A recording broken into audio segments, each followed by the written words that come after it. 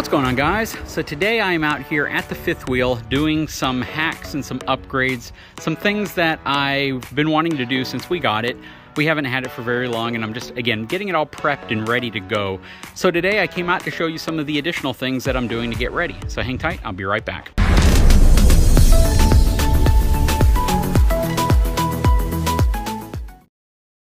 Okay, so coming around to my access hatch behind the fireplace outside, this was one of the ideas that Coachman put in place as part of the collaboration. I mounted the MORryde cord reel up on this little platform that I made for it under here, so I have full access to the handle as well as getting the hose out, and it still doesn't take up that much room inside of here, so it's level. I'm going to finish this off, but I just had some of this wood out here already, so I decided I would put it in place. It's definitely very sturdy. On this side, everyone wondered what I was going to do with the 30 amp cord that I have. So there's a backer behind this whole wall, and I mounted these two hooks right here. One of them holds my 30 amp cable, a very light duty cable compared to the 50 amp cable. So this one just hangs from there right now, and it kind of frees the space up a little bit. I have another hook in here if I want to hang something else, like an extension cord or maybe even my black oak light.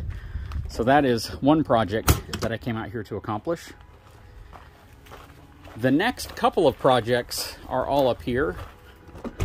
So, first of all, I added these quick release water valves to the end of these connections here. Sometimes one of the more challenging things to do, believe it or not, when you're setting up, is to thread these little plastic fittings onto your hose. Sometimes it can get really tight. So instead of doing that, I have these quick release connections, and you simply thread it onto this side of the hose and you plug them in place and you're good to go. So very, very cool. I already have these on actually, and all I have to do to release them is pull this little piece out, and there we are.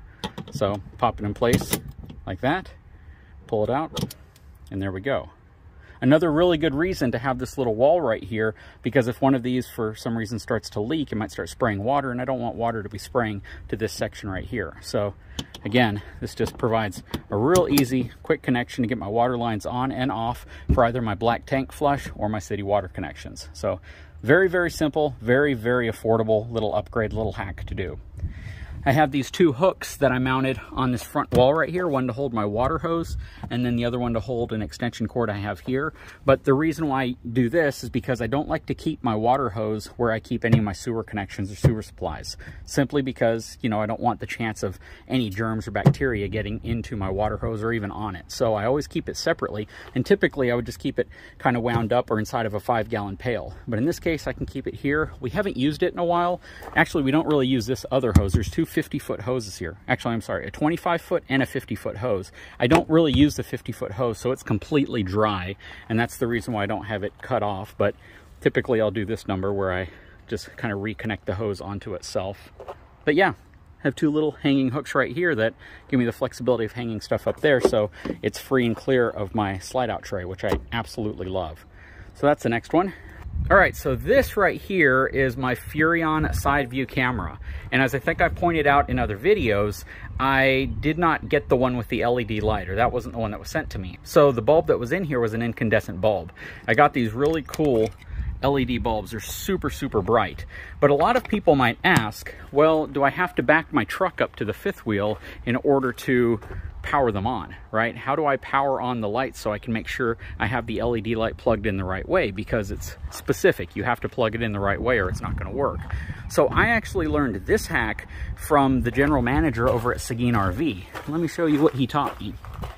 And I could probably have figured this out, but it's just cool the fact that he kind of showed me this. I have this little splice that I made. It's basically a little 12-gauge piece of wire with two little connectors on the end. And then what I do, I come up here to my plug, my 7-way, and you see the little hump right here, the part that locks in whenever you plug it into your truck. Well, if you connect these two top connections right here with this splice, it turns your trailer lights on. It's simply rerouting your battery directly to your trailer lights. So I'll plug that one in right there, and then I'll plug this one in right next to it right here, doing it all one-handed, by the way, right there. And now I can check my trailer lights. So check that out. So you might come out to your RV, let's say in a car, because you're not ready to tow and you're just putting things in place and you want to check your lighting. And if you do that, you can turn it on. You can just see how bright these are too. These are extremely bright. If you're interested in those and you have incandescent bulbs in your RV, I'll put a link, because most of these incandescent style bulbs are pretty universal. Back here, you can see that all of my lights are on. And it even gives me the ability to test my Fury on camera, because it's wired to that center clearance light. So if they're on, my camera's on. So a very, very convenient way of checking your lights if you need to, so you don't have to bring your truck out and connect it to your truck. And this is how we have it hooked up. So you have the hump right here, which is the part that your truck connector connects to, and it's these two top ports. You just connect them together and it turns your lights on. So I'll unplug it. Hopefully you can see the light on the side, and watch what happens. There goes the light.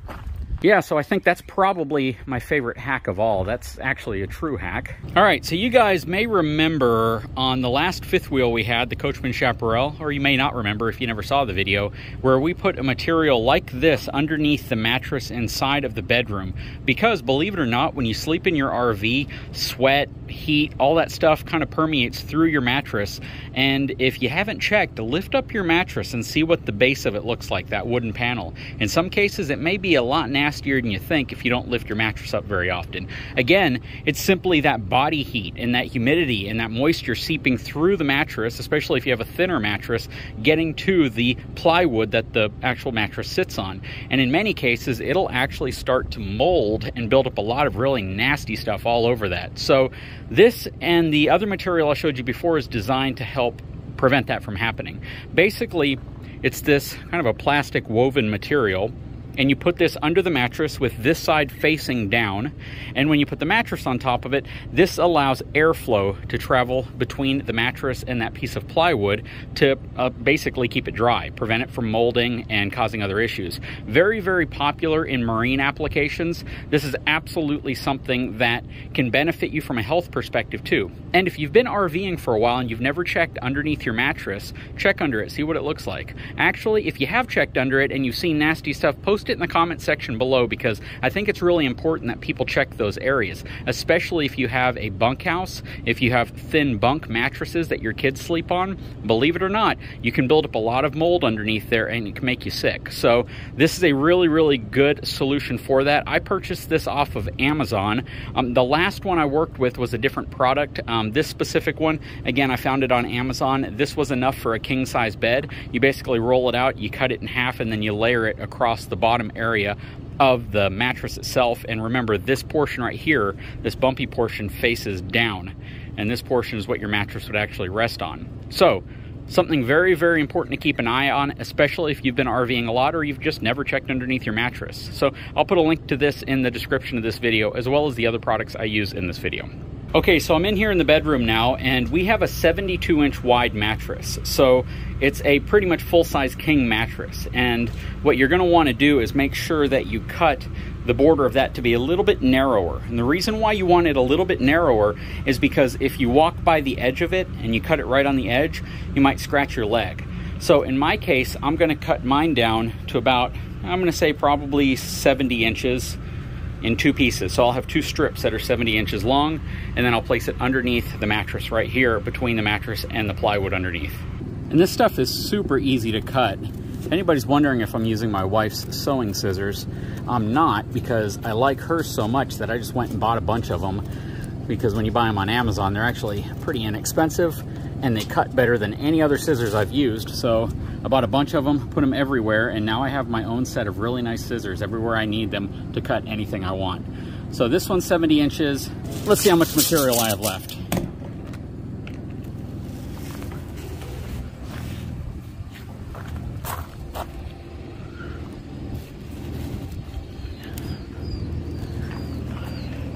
Oh yeah, I got more than enough material left.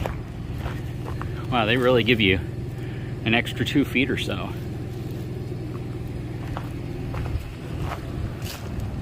So I'll just match these two up right here, and I will cut the next piece right on this line.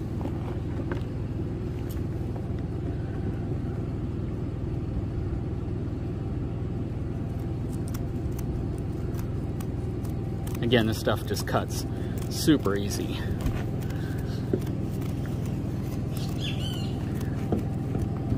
Okay, well, that is always a little difficult, especially if you're trying to pick up a king-size mattress from one side with one person, and I was able to get it done. So I have it layered up. I basically coiled on the bed and pulled the other half up, dropped it in, and then I layered this one in the back by pulling this section up.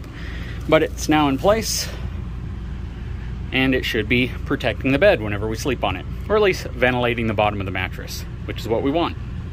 Okay, so the next project is to continue my backsplash treatment with these really, really nice three-dimensional stick-on tiles to the back area right here behind the sink, because it's pretty plain right now, and I think it'll look a lot better with a bit of a decorative adhesive tile back there. So I've already made a cut, essentially starting from this wall, working my way out this way, and I'm only going to put it up to about here, which is, I think, typical. I might put it up a little bit higher, but I'm going to see how it looks first. So we'll finish this one up, and I'll let you know what it looks like when I'm all done. There we go, check that out. I think that looks absolutely fantastic. Now, what do you think? Should I just leave it like that, or should I also run it up the sides over this way as well and wrap around? Right now it's just going kind of straight across. Man, that looks so much better than it did. I mean, this just totally brightens up, livens up the bathroom a lot. I really think it creates that blending between the kitchen and now the bathroom, but it gives you more of that residential style to the back. I'm a big fan. What do you guys think? Leave a comment below, please. Anyways, that's it for me. I'd love if you would comment on the things that I've done. Have you already tried any of these? Are these new to you? What do you think? I absolutely think this backsplash material looks great. I think it looks great in the kitchen where I put it there. If you missed that, check out the video that I did on that.